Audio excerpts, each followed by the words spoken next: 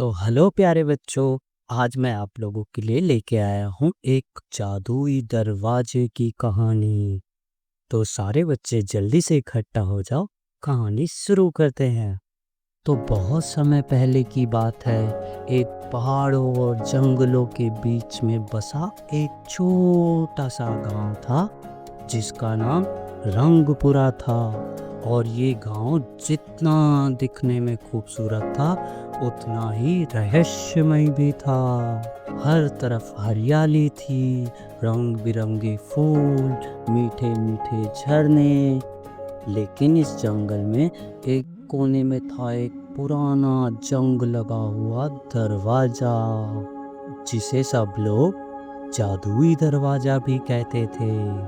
गांव के बुजुर्ग इस दरवाजे को दूसरी दुनिया का रास्ता भी बताते थे, एक ऐसी दुनिया जहां सब कुछ संभव हो। लेकिन साथ साथ उन बुजुर्गों ने ये भी कहा कि उस दरवाजे को छूना मना है, क्योंकि किसी को भी नहीं पता वो दरवाजा कैसे खुलता है।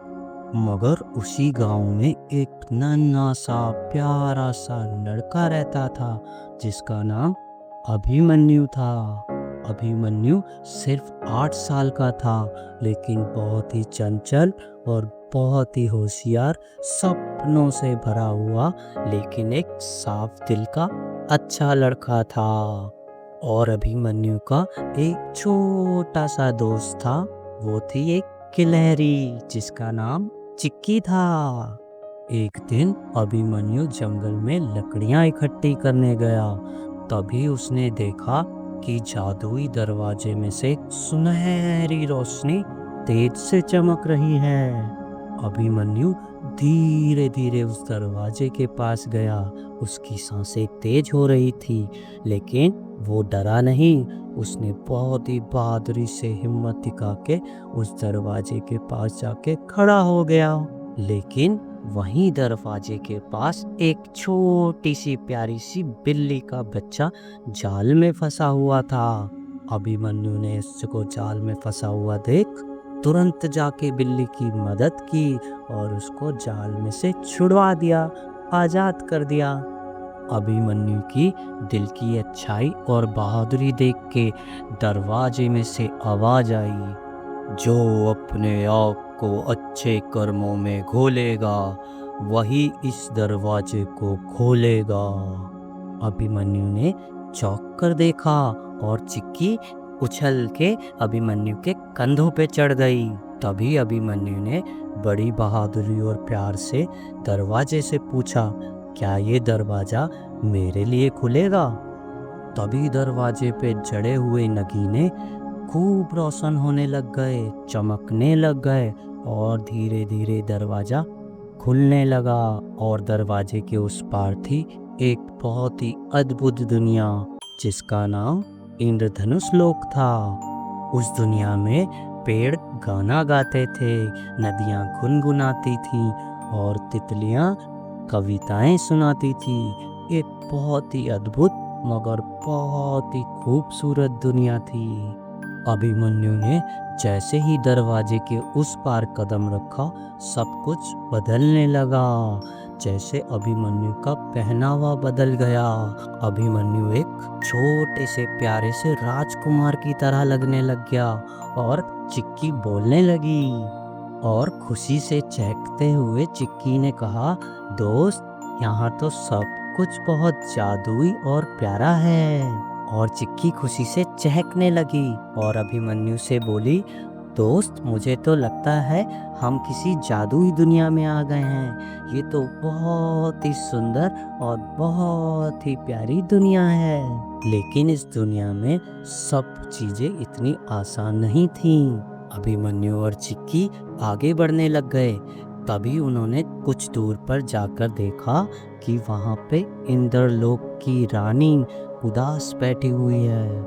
इंद्रलोक की रानी का नाम था मोना। लेकिन रानी मोना वो बहुत ही उदास बैठी हुई थी, क्योंकि रानी मोना की आवाज़ छिन गई थी। और तभी से पूरा राज्य धीरे धीरे फीका पड़ने लग गया था। रंग कम होने लग गए थे और जंगल में खुशियां भी कम हो गई थी, क्योंकि मोना रानी से गलती से एक जादुई फूल टूट गया था। अभिमन्यु ये देखकर मोना रानी के पास गया और बोला कि आप उदास क्यों हो। तभी मोना रानी ने अभिमन्यु को मैजिक पेपर से समझाया कि मेरी आवाज लौट सकती है अगर कोई सच्चे दिल वाला इंसान मेरी मदद कर दे। अभिमन्यु ने बिना एक पल गवाए मोना रानी से कहा कि मैं करूंगा आपकी मदद। अभिमन्यु ने मोना रानी से पूछा कि तुम्हारी आवाज लौटाने के लिए मुझे क्या करना होगा। तभी मोना रानी ने अभिमन्यु को मैजिकल पेपर से समझाया कि तुम्हें 3 चुनौतियां पार करनी होगी, और ये 3 चुनौतियां इतनी आसान नहीं हैं, बहुत ही कठिन और बहुत ही मुश्किल हैं। अभिमन्यु ने कहा कि आप मुझे चुनौतियां बताओ, मैं पूरी बहादुरी से इस चुनौतियों को पार कर लूँगा और इस जंगल की खुशियाँ और आपकी आवाज़ लौटा दूँगा। फिर रानी ने अभिमन्यु को 3 चुनौतियाँ दी। पहली चुनौती थी बोलती पहाड़ी से एक राज पता करना कि गाते हुए पेड़ों ने गाना क्यों बंद कर दिया है। दूसरी चुनौती थी उन पेड़ों का संगीत सुनकर उस संगीत को दोहराना। और तीसरी और आखिरी चुनौती थी चुपचाप झील के पास जाकर उस झील को इन पेड़ों का गाया हुआ गाना सुनाना, जिस गाने को सुनकर झील प्रसन्न हो जाती। और ये 3 चुनौतियां बताकर मोना रानी ने अपने जादुई पंख अभिमन्यु को दे दिए ताकि वो आसानी से बोलती पहाड़ियों के पास जा सके। अभिमन्यु इन जादुई पंखों को पाकर बहुत खुश हुआ और साथ ही साथ वो तुरंत बिना टाइम गवाए चला गया बोलती पहाड़ियों के पास। फिर अभिमन्यु ने बोलती पहाड़ियों से बड़े प्यार से पूछा कि पहाड़ी चाचा, आप मुझे ये बता सकते हैं कि पेड़ों ने गाना क्यों बंद कर दिया है। बोलती पहाड़ियाँ अभिमन्यु को देखकर खुश हुईं, क्योंकि उसका दिल बहुत ही मासूम और नर्म था। तभी बोलती पहाड़ियों ने अभिमन्यु को बताया कि वो दूर, बहुत दूर एक जीवन पहाड़ी है, वहाँ पर एक जीवन फूल है। अगर तुम उस जादुई फूल को ले जाकर पेड़ों के बीच में लगा दोगे तो पेड़ खुश होकर फिर से गाना गाने लग जाएंगे। अभिमन्यु ने जवाब सुनकर बोलती पहाड़ियों को धन्यवाद कहा और उड़ के बहुत दूर ऊंची पहाड़ी पर चला गया, जिस पहाड़ का नाम जीवन पर्वत था। जीवन पर्वत पर जाकर अभिमन्यु ने उस जादुई फूल को ढूंढा। जो फूल सबसे सुनहरा और सबसे चमकदार था वही था जीवन फूल। अभिमन्यु ने वहां से जीवन फूल उठाया और उस फूल को लेकर और गाते हुए पेड़ों के बीच में उसने जाकर वो फूल लगा दिया।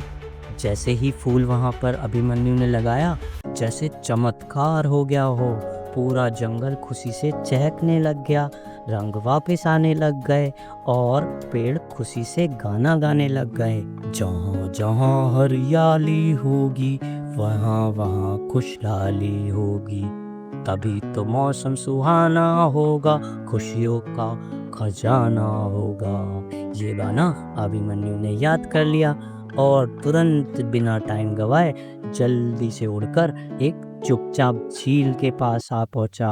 वो झील बहुत ही शांत और उदास लग रही थी। अभिमन्यु ने बड़ी समझदारी से झील किनारे बैठकर वो गाना गुनगुनाया, जहाँ जहाँ हरियाली होगी वहाँ वहाँ खुशहाली होगी, तभी तो मौसम सुहाना होगा, खुशियों का खजाना होगा।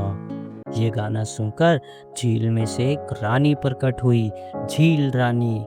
झील रानी का नाम विविधा था और इस गाने को सुनकर झील रानी हल्की सी नम आँखों से खुशी के आंसू रोने लग गई और झील रानी को ये गाना सुनकर बहुत अच्छा लगा। तभी झील रानी ने अभिमन्यु से खुश होकर कहा कि मांगो बच्चा, तुम क्या मांगते हो? अभिमन्यु ने मुस्कुराते हुए बड़े प्यार से झील रानी से कहा, झील रानी, कुछ नहीं, बस मोना रानी की आवाज़ लौटा दो और इस जंगल की खूबसूरती वापस लौटा दो। तभी रानी ने खुश होकर अभिमन्यु को वादा किया कि जाओ, मोना रानी की आवाज़ मैंने लौटा दी है और साथ ही साथ इस पूरे जंगल को हरा भरा और पहले की तरह खुशहाल भी कर दिया है। इस तरह अभिमन्यु ने बड़ी बहादुरी और धैर्य से अपनी दिल की अच्छाई की मदद से तीनों चुनौतियों को बड़ी बहादुरी से पार कर लिया और वहाँ से उड़कर वो मोना रानी के पास चला गया। मोना रानी अपनी आवाज़ को पाकर और अभिमन्यु को देखकर बहुत खुश हुई और मोना रानी ने अभिमन्यु को वो जादुई पंख उपहार में दे दिए और कहा कि ये पंख तुम्हारे हैं और तुम्हारा जब भी मन करे इस दुनिया में वापस आने का, तुम इन पंख से सच्चे दिल से प्रार्थना करना और तुम इस दुनिया में वापस आ सकते हो। ये कहकर तुरंत पीछे से वो जादुई दरवाज़ा खुलने लगा और अभिमन्यु और चिक्की अपने गांव वापस चले गए। गांव जाकर अभिमन्यु अपने सारे गांव के दोस्तों को ये सिखाता कि अगर तुम्हारे दिल में अच्छाई और सच्चाई है तो तुम पूरी दुनिया को खुशियां दे सकते हो। तो मेरे प्यारे दोस्तों, इस कहानी से हम लोगों को शिक्षा मिलती है कि आप लोगों को मुश्किल समय में भी बहुत धैर्य और समझदारी और बहादुरी से काम लेना चाहिए। साथ ही साथ दूसरों की मदद करनी चाहिए और दिल का बहुत अच्छा होना चाहिए। तो बाय बाय मेरे प्यारे बच्चों, मिलते हैं ऐसी ही किसी दूसरी कहानी में। तब तक के लिए मेरे प्यारे बच्चों, अपने माँ बाप से प्यार करो, टाइम से पढ़ाई करो और दिल के अच्छे और सच्चे बने रहो। बाय बाय बच्चों।